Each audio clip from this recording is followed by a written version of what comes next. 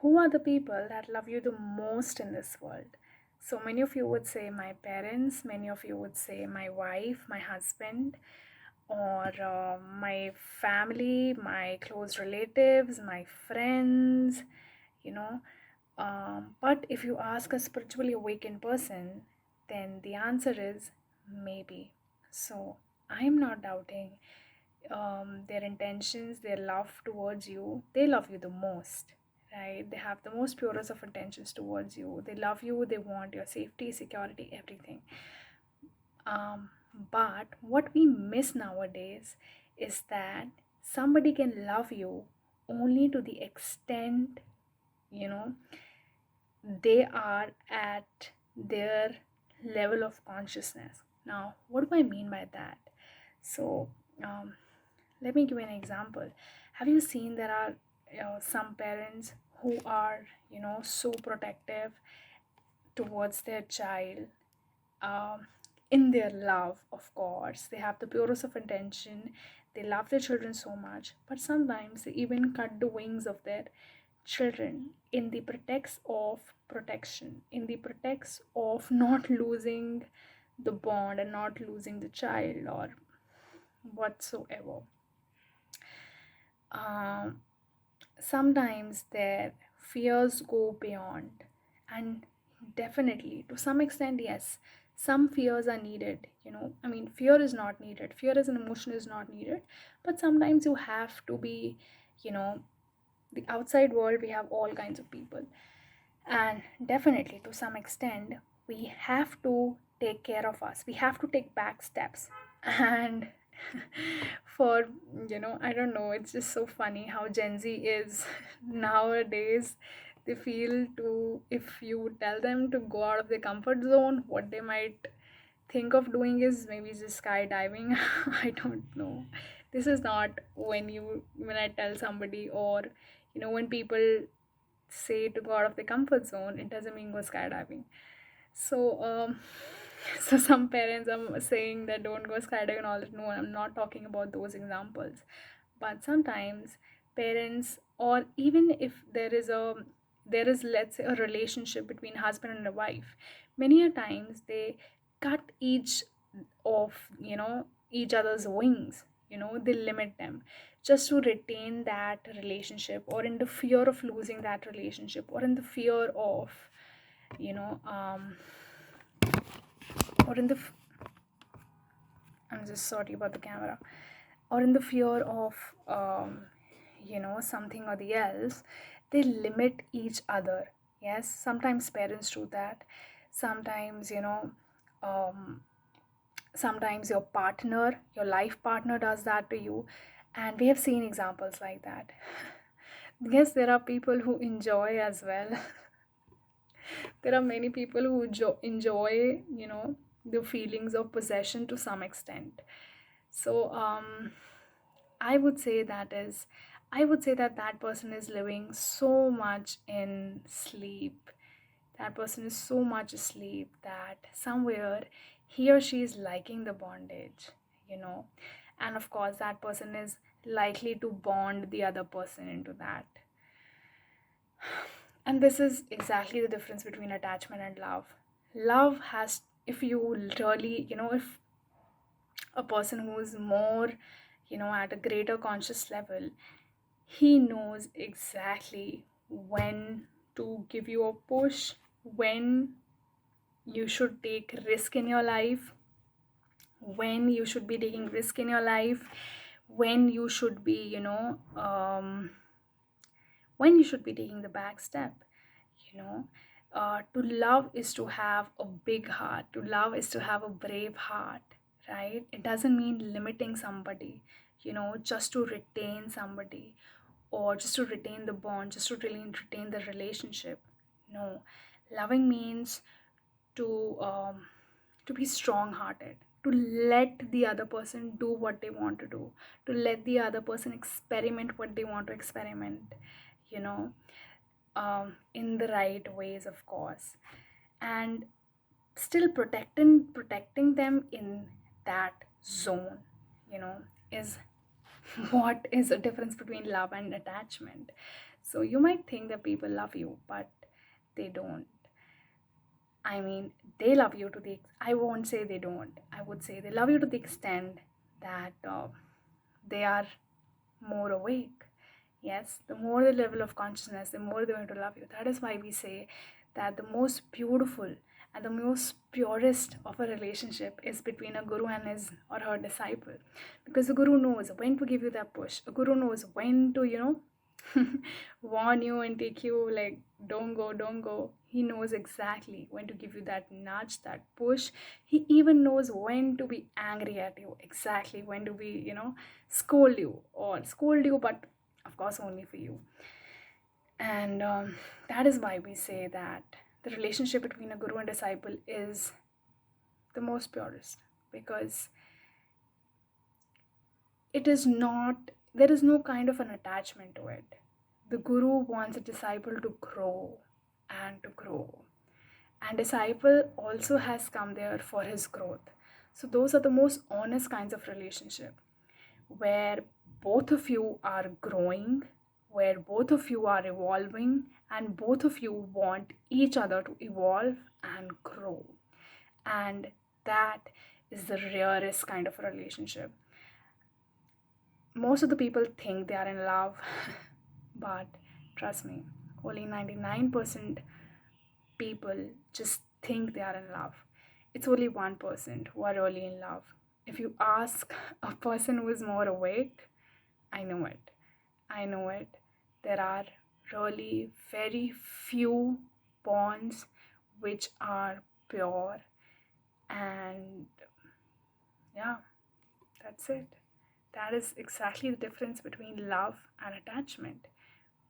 Most of the people are attached in love. Most of the people are with somebody because it is their safety, it is their security, it is a promise of a forever. No, it doesn't happen like that. When two people are really in love, they ask themselves each moment, each day, each second, is this a forever? And they have to listen to the soul. And that's how it goes. Most of the people think from here it's a forever promise, it's like a deal for them. And that's how they go into a relationship, that's how they love. But somebody who's really in love, which is very rare, they ask their soul each second, each moment, and if their soul says yes, only then they go ahead with that person. So it is completely different. And I don't think so anybody is giving us the definition of real love. Oh, we have all the stupid Bollywood drama filled with stupid hero heroines. Oh god. And on top of that, I don't know why m- so many Bollywood couples are even famous for that stupid. I don't know. I don't even like them. I mean, just so. I don't know. I just found them so overrated. And most of them are just pretending all the time. I don't know. Like, though, I'm just so good with reading energies that I can't help it and find people just fake all the time. So it's okay. I mean, I have also faked myself. I'm just saying it. I have never faked myself. I'm just saying it so that you are able to relate to me. But I have not faked myself ever. I guess so.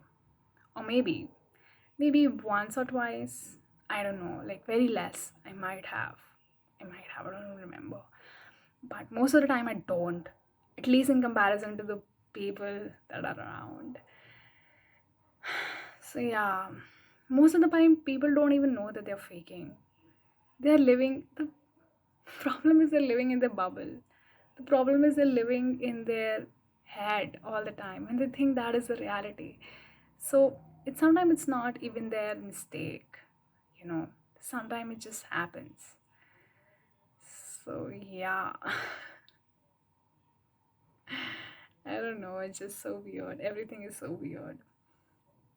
So, yeah, what I meant to say is that there's a difference between love and attachment.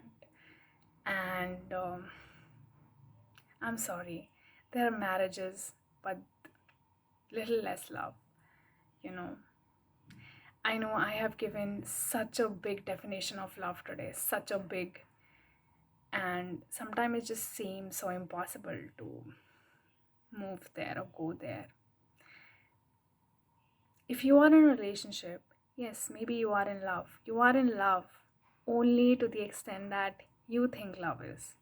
But if you are a more evolved person, then the more evolved person you are, then the love gets tougher and tougher and tougher.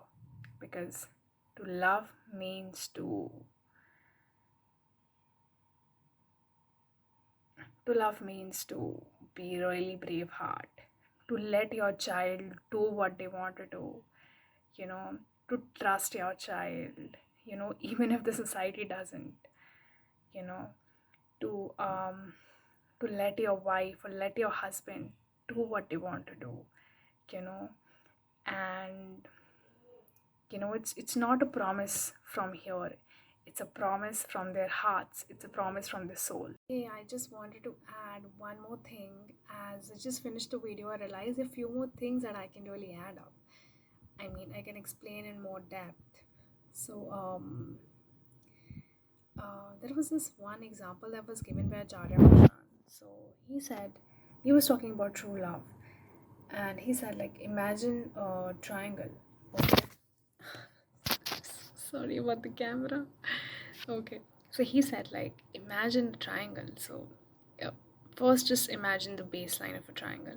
So, we have one baseline, and imagine two people on the other side of the base. Okay. Now, they are still away from each other. Where they can meet? They can only meet when they both move towards one single point, and that one single point is soul. you know so they make up the triangle, and that's exactly where they meet. So that is what I meant when I say that if two people ask themselves each day, each second, to they ask their soul, is what is why they want to be here or not. There are certain relationships where people have um, reasons to be in the relationship. Okay. But if you find that you have no reason to be in this relationship and still you are in there, you know, and um you're not only in that relationship, but you actually find excuses and reasons, you know, to explain yourself or to explain others why you are in that relationship. You understand? That is the most purest form of love. That is one of the most purest form of relationship. And that is, that can be done by only somebody who's at a high level of consciousness. So yeah, if you feel that you have reasons to be in love, if you feel maybe, you know, even if your reason is loneliness, or even if your reason is companionship, it is still a reason. It is still a better reason, but it is still a reason. When do happy people connect? When fully um, two fully satisfied or complete soul connect, then that is one of the most beautiful forms of love. Yes. And yeah, that is a universal truth, you know. So I don't know, I felt after finishing the video that I can just add up this beautiful point to the video. So I think I'll be able to explain my point much better. So yeah, if and those relationships are much better where you find reasons to be in that relationship, rather than those relationships where you have a reason and you go into a relationship. I hope you get me. I just hope you get me. I know it's just so difficult to explain spiritual stuff sometimes because we don't have those enough vocabulary, we don't have those enough word languages, because nobody has done that before, especially in English language. Maybe there are better Sanskrit words out there, or some other Hindi words that are there, which can make me, which can just, help me put my things out there clearly. So yeah, I just hope I like I gave my point. And I just hope that you guys understood. Do let me know in the comment section, and if you understood the point, or there's something that you still didn't understand and you want more clarity over it, do let me know in the comment section.